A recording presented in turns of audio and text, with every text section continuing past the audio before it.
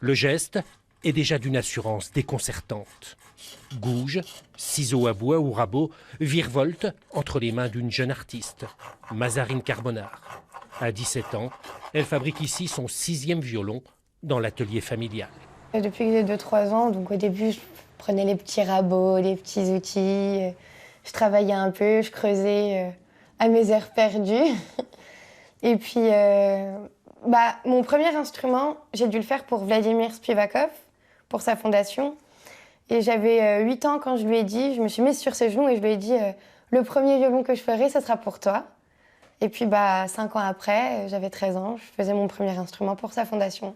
Et puis redonne voir un petit coup, là j'ai vu qu'il y avait encore des coups de gouge là, avec l'autre côté du rincloir. Son professeur, c'est Alain Carbonard, son père, maître luthier à Mirecourt. Depuis 40 ans, il fabrique des instruments de musique, violon, violoncelle, alto, au total, plus de 600 instruments à cordes. D'avoir transmis ma passion à mes enfants, c'est quelque chose de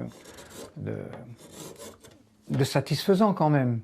Mais après, bon, je ne sais pas, l'avenir nous le dira, mais elle a du talent, elle a de la passion, elle a de la patience. Marie Lambert est violoniste à l'Opéra de Nancy. Elle va comparer 2 instruments, un violon de Mazarine avec un autre datant de 1823, signé Jean-Baptiste Vuillaume, le Stradivarius français.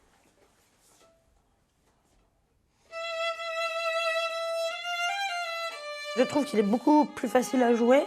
En plus, comme il est assez récent, alors que le Vuillaume, on sent qu'il a déjà beaucoup joué. Et celui-là, on sent le potentiel, en fait, parce que quand on va le jouer dans 2 ans, mettons, je pense qu'il va sonner déjà beaucoup plus fort, il va projeter beaucoup plus. Mazarine peut être fière des compliments. Passionnée, talentueuse, déterminée, elle est très certainement une des plus jeunes luthières de France.